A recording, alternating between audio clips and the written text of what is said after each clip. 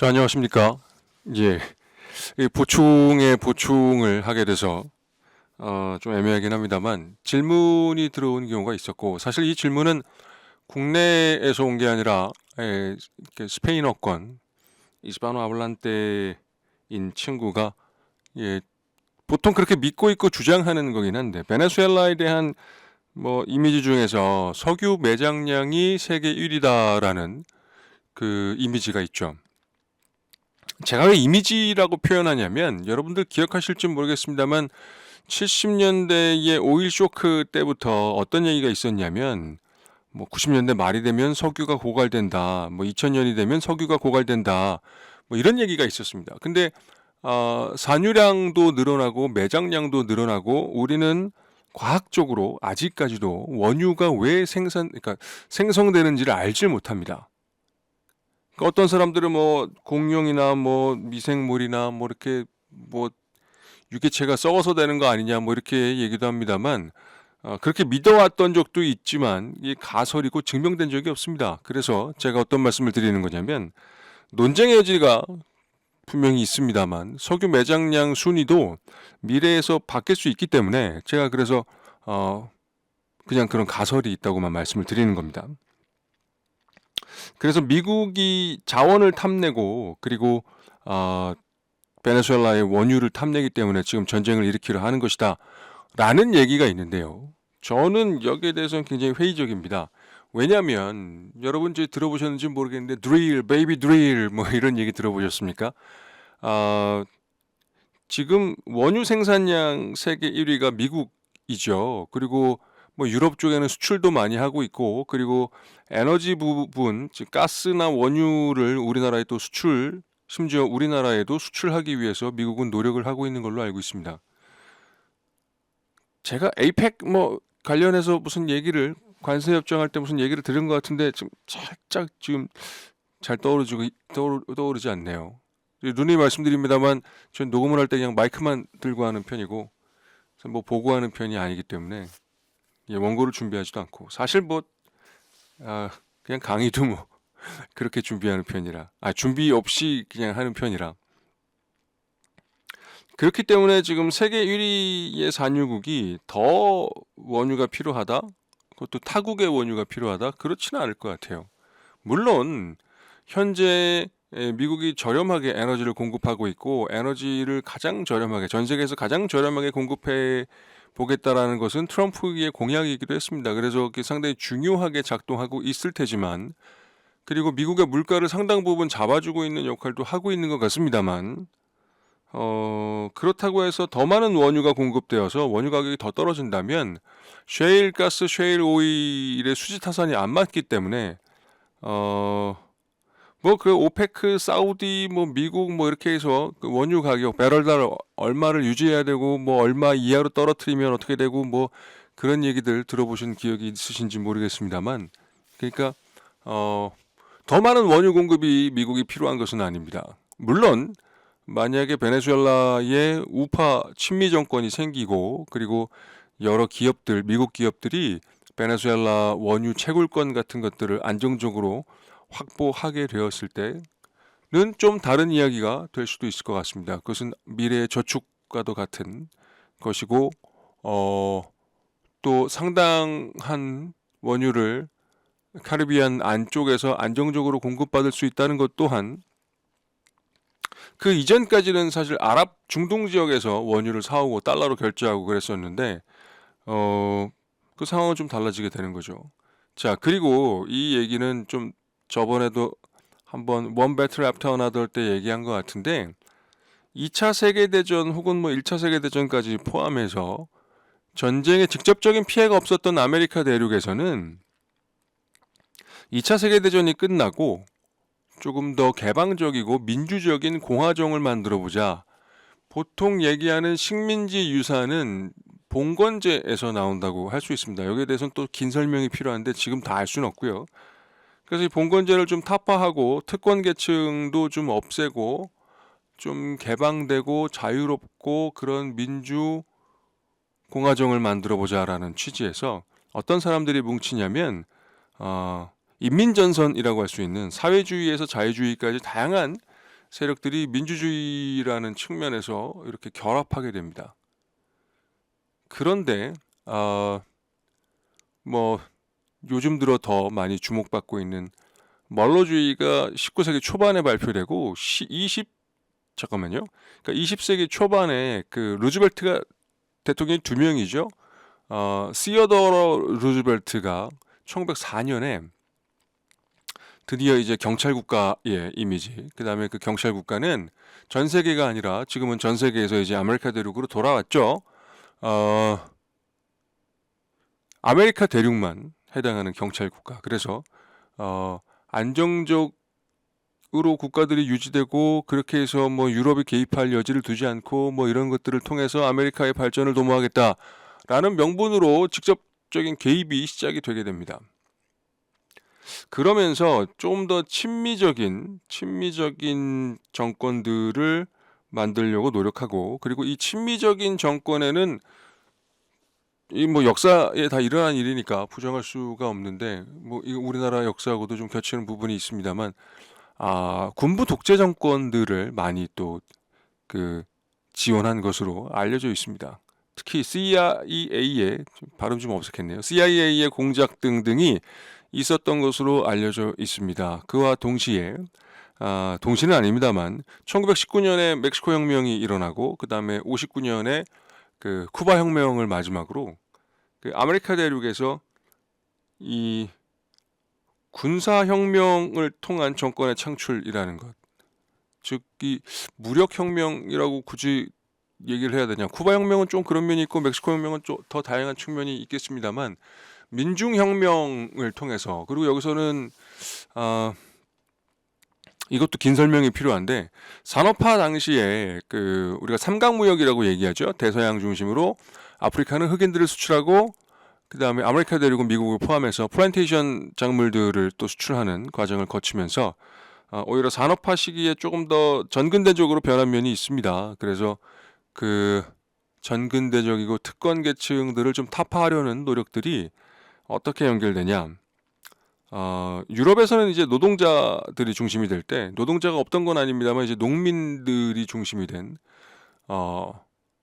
이제 무장 게릴라 세력, 특히 쿠바 혁명의 성공이 제3세계라고 할 수 있는 지역에 이런 유행을 만들게 됩니다. 그리고 이 유행은 그 뭐 아메리카 대륙, 라틴 아메리카만이 아니라 전 세계적으로 퍼지게 되죠. 그래서 체게바라가 또 전 세계적인 인지도를 얻게 되는데도 뭐 여러 영향을 미치게 되죠. 자, 아무튼 그래서 라틴 아메리카에는 그 이런 59년 이후, 그러니까 전후 2차 세계대전 이후에 이렇게 좀 그 게릴라 활동, 또 무력 게릴라 활동, 무장 투쟁이 뭐 라틴 아메리카만이 아니라 전 세계 제3지대에 유행하게 되고, 여기에 대한 반작용인지 이게 반작용인지 작용인지 모르겠습니다만, 선후를 따지기는 어렵습니다만 이런 류의 혁명 세력의 성장을 좀 막아보려 하는 이제 공작들도 있었고, 그리고 이 무장혁명이라는 것이 또 재미있게도 당시 구소련이 아니라 그 당시에 중공이라고 불렀죠. 중국의 이제 마오이즘과 통하면서 또 라틴 아메리카나 제3세계의 마오이즘, 특히 그 산업화 쪽으로 들어가지 못한 노동자 계급이 탄탄하지 못했던 국가에서는 상당히 영향력을 미치게 됩니다. 자, 그리고 이 얘기가 너무 길어지는데 사실 설명할 게 너무 많은데 지금 짧게만 나가고 있다는 좀 양해를 부탁드립니다. 이게 수업이 아니니까요. 재미가 좀 없을 것 같은데, 자, 그래서 라틴 아메리카의 이렇게 무장혁명 세력이 이 각광받게 됩니다. 그리고 뭐 콜롬비아의 FARC이나 뭐 이런 여러 가지 단체들은 그 영향관계에 있고 그 이념을 얼마나 지키는지 안 지키는지 뭐 모르겠습니다만 영향관계가 있는 건 사실입니다. 그리고 이 영향관계는 얼마 전에 디즈니 플러스에서 현빈과 정우성 배우가 같이 연기한 메이드 인 코리아라는 데에서, 그 아마 이름이 적군파가 맞는 것 같은데, 일본에서도 그런 무장혁명을 꿈꾸는 세력들이 있었을 정도로 전 세계적으로 유행이었습니다. 그리고 이 세력들이 어떻게 수렴하냐면 군부와 함께하는, 즉 그 군부의 세력과 정치 세력이 거의 하나로 뭉쳐 있는 정권들이 등장하면서 이들이 2000년대 핑크타이드를 이끌게 됩니다. 이 핑크타이드의 아이디어를 제공하는 그 브레인이라고 할 수 있던 국가는 그 성이 참 우리에게 낯익은 라파엘 코레아의 에콰도르였죠. 에콰도르는 좀 굉장히 우경화돼 있습니다. 그리고 얼마 전에 대선에서 또 우파 대통령이 그 태어났던 행동대장 비슷했던 에버 모랄레스의 볼리비아도 이미 우경화가 됐습니다. 그리고 이 삼형제 중에서 마지막 남아있는 게 이제 베네수엘라가 될 수 있고, 이 모든 것의 원형, 혁명 정신의 뭐 모태라고 할 수 있는 게 어디겠습니까? 쿠바입니다. 마이애미 바로 밑에 있죠. 그런데 일타쌍피? 이건 고스톱 용어인가요? 아무튼 일거양득이라고 할 수 있는 게 뭐냐면, 지금 트럼프 2.0 트럼프 이행 정부에서는 쿠바도 압박하고 베네수엘라도 압박하고 있는데, 쿠바는 상당 부분의 에너지를 베네수엘라에 의존하고 있습니다. 근데 이런 식으로 베네수엘라를 압박하는 것만으로 쿠바는 에너지 수급에 큰 문제를 얻을 수밖에 없습니다. 그러면 자, 이제 뭐 혁명 일기 라울까지도 다 뒤로 물러섰고, 뭐 이중화폐를 폐지하고 여러 가지 또 쿠바의 경제적인, 이것도 따로 뭐 한번 다루면 좋을 것 같은데, 경제적인 문제가 있습니다. 그래서 쿠바 인민들도 참을 만큼 참았고, 지금 생존권의 위기가 있고, 그 다음에 뭐 페리오드 에스페시알이 다시 올 것 같은 그런 위기죠. 이미 왔는지도 모르겠습니다. 그리고 이미 화폐 주권은 상당 부분 넘어간 것으로 보입니다. 인플레이션이나 뭐 여러 가지 이유로 쿠바에서도 달러가 암 시장만이 아니라 상당 부분 사용이 되었던 것으로 제가 기억하고 있고, 지금은 또 안 가본 지가 꽤 돼서 아시는 분들이 있는지 모르겠습니다만, 쿠바에 입국은 할 수 있는데, 쿠바에 입국하게 되면 그 이스트 그 쉽게 나오는 그 미국 그 입국 비자가 취소가 되게 되거든요. 그래서 그게 두려워서 그런 건 아닌데, 이제 쿠바에 관련된 연구를 할 만한 이슈가 없었기 때문에 쿠바에 안 간 지 몇 년 되는 것 같은데, 아무튼 쿠바만이 아니라 베네수엘라도 뭐 여러 가지 이유, 특히 인플레이션, 화폐 가치의 폭락 때문에 달러를 쓰는 경우가 많이 있습니다. 그러니까 경제적으로는 이미 달러권에 편입이 된 거 아닌가라고 볼 수도 있을 정도로 이미 달러를 또 사용하고 있고, 또 달러를 선호하겠죠. 자국의 화폐에 비해서는. 아마 뭐 비단 베네수엘라나 쿠바만의 문제가 아니라 아르헨티나나 뭐 다른 여러 인플레이션이 상당히 높은 라틴 아메리카 국가에서는 뭐 스테이블 코인이라고 특정 짓지 않더라도 달러를 선호하는 모습이 상당히 강한 편이죠. 자, 어떤 말씀을 드리려고 하는 거냐? 베네수엘라를 압박하면 쿠바까지 떨어질 가능성이 있다. 그리고 만약에 이 공작이 지방선거 이전에 어떤 성과를 올리게 된다면, 스윙 스테이트라고 할 수 있는 플로리다, 마이애미 뭐 이런 쪽에 뭐 쿠바, 베네수엘라 이주민들 사이에 이제 또 트왕상을 칭송하는 목소리가 굉장히 높게 퍼질 겁니다. 뭐 오해가 아니냐라거나, 아니면 너무 그 정도로 그건 아니지 않니? 뭐 이렇게 생각할 수도 있는데, 일단 미국 남부 지역에 라틴계 이주민들은 상당히 많은 편이고, 그리고 마이애미, 플로리다 이쪽에는 쿠바계 이주민들도 상당히 많고, 베네수엘라 계통 이주민들도 뭐 적진 않습니다. 물론 미국에 갈 수 있다는 것 자체가 뭐 상당히 뭐 지위나 뭐 친척이나 친인척이나 뭐 이런 게 있다는 얘기가 또 될 수도 있겠습니다만, 이들이 갖고 있는 이제 자국의 세력들, 뭐 차베스주의자들이나 아니면은 피델 카스트로를 지지하는 세력에 대한 반감은 엄청나거든요. 그래서 선거에도 상당히 도움이 될 수 있고, 그리고 실제로 안보상의 위기라고 할 수 있는 적대적 세력을 제거한다는 것만으로도 또 실질적인 이익이 또 담보가 되고, 그렇게 되다 보면 중미 카리브 지역에서 안정적인 이제 그 친미적 분위기를 이끌어낼 수가 있고, 그럼 몇 개 안 남습니다. 콜롬비아, 그리고 브라질, 그리고 뭐 한 군데 더 있다면 니카라과 정도인데, 아마 이 세 국가의 대선이 2026년에 상당히 주목해 볼 문제이긴 한데, 좀 브라질의 케이스는 좀 다르다고 할 수 있는데, 나머지 국가들은 잡았겠습니다만 좌파가 잡았다고 해서 실제 삶이 변한 사람들이 그렇게 많지가 않고, 그리고 이미 니카라과 같은 경우에는 그런 거죠. 그 팬데믹 당시의 무능, 팬데믹 이후에 인플레이션 국면에서의 무능 등등이 있었기 때문에 소위 얘기하는 민생이라는 것이 계속 압박을 받아왔고 빈부의 격차는 계속 커지고 있고, 이게 K-팝, K-컬처랑 다른 또 다른 K가 전 세계를 양극화라는 K가, 그러니까 K가 이렇게 작대기가 이렇게 수직으로 있으면 위로 하나 아래로 하나 이렇게 쭉 퍼지지 않습니까? 그래서 못 사는 사람은 더 못 살게, 잘 사는 사람은 더 잘 살게 된다라는 것인데,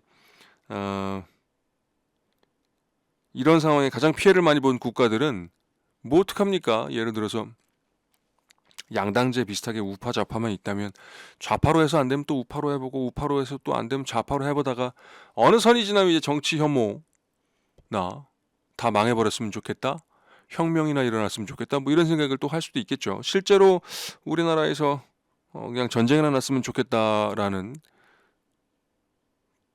어떤 의견을 갖고 있는 20대, 30대 계층이 점점 늘어나고 있다라는 기사도 제가 본 적이 있는 것 같습니다. 이제 이런 상황이 되면 부자들만 좋은 것인가? 그렇지는 않은 것 같아요. 권력자들만 좋은 것인가? 기득권층은 좋은 것인가? 아닙니다.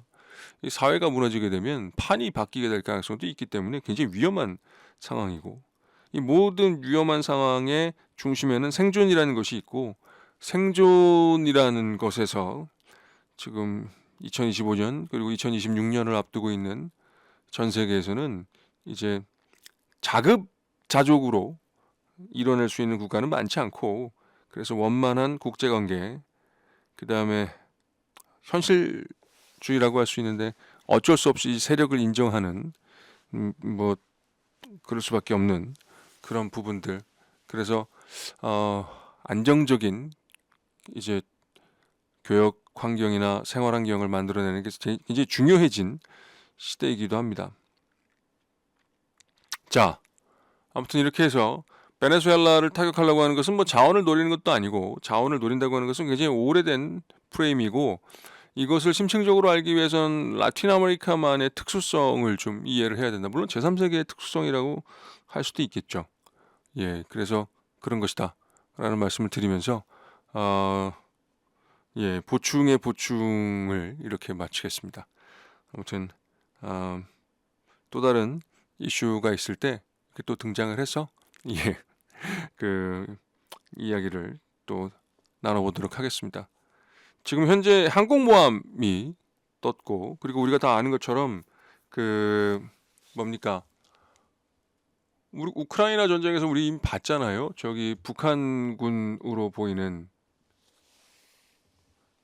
그 인민군, 진짜 나이 몇 살 안 돼 보이는데 이런 친구들이 막 그 저기 뭐야 드론 공격에 생명을 잃는 모습들을 봤습니다.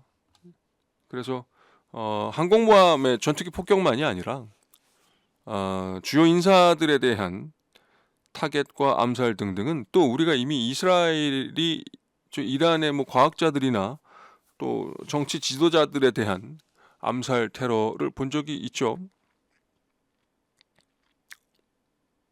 이게 뭐 저기 뭐 이념에 따라 다르게 판단하는 경우도 있는데, 아무튼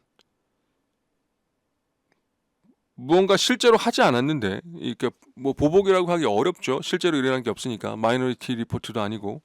근데 이렇게 가서 우리한테 위협이 되는 존재니까 먼저 처리하겠다라는 것은 뭐 누가 봐도 암살 테러에 해당하는 것이라고 저는 보는데, 주요 요인들을 암살하는 것은 이미 또 테크놀로지가 상당히 발달해 있다는 것을 모사드와 이스라엘이 보여줬고, 이제 모사드와 이스라엘 못지않은 게 뭡니까? 세계 최고의 공작력, 정보력 등등을 갖추고 있는 미국이 또 팔란티어 등등을 비롯해서 이미 상당 부분 디지털화가 돼 있고, 그 다음에 이제 뭐 여러 가지 부분에서 우리가 상상할 수 없을 정도의 기술적 성취가 있다고 알려져 있는 미국이 움직이게 된다면, 굳이 항공모함의 비행기가 뜨지 않아도 예, 베네수엘라의 여러 지역에 직접적인 타격을 줄 수가 있을 것이고, 이것은 뭐 그냥 제가 상상으로 말씀드리는 것이 아니라 이미 일어났던 일들, 그것도 2025년에 일어났던 일이네요.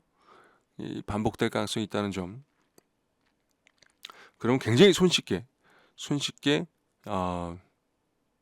뭐 상황을 정리할 수도 있을 것이고, 그리고 지금 군벌 병력도 좀 증가되고 있는 것으로 뭐 몇몇 그 사이트들에서, 그것도 미국은 여러 가지 정보를 주는 사이트들이 있더라고요. 근데 그게 이제 실제와 얼마나 비례하는지는 모르겠습니다만 상륙 부대도 뭐 증가하고 있는 것 같고, 그래서 작전을 시작하면 생각보다 굉장히 빨리 끝날 가능성이 있고, 그리고